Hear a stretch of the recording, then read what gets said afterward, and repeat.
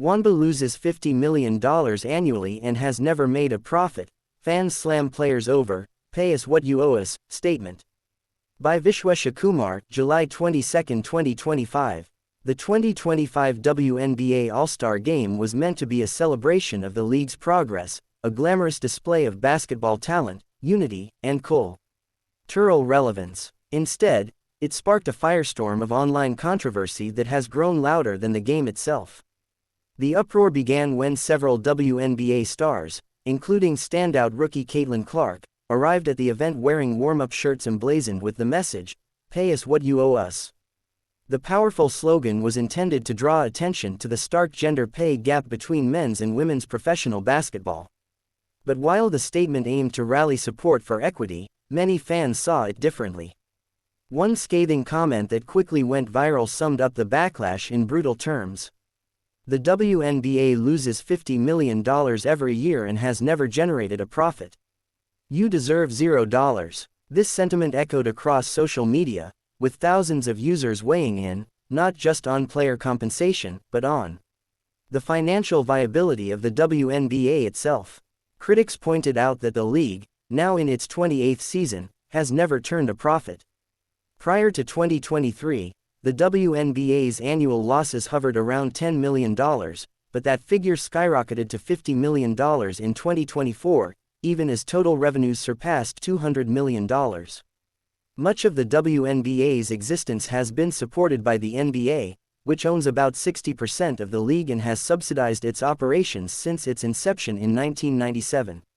Without that support, many argue, the WNBA might not even survive.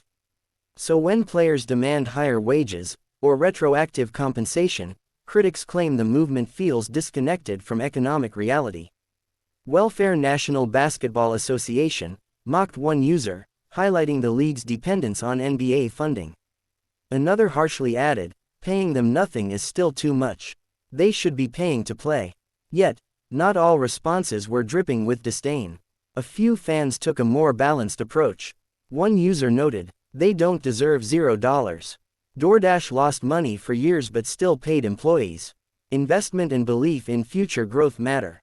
This perspective suggests that loss-making ventures can still justify fair wages if there is a long-term vision of growth. But others counter that nearly 3 decades without profit is a far cry from a short-term investment phase.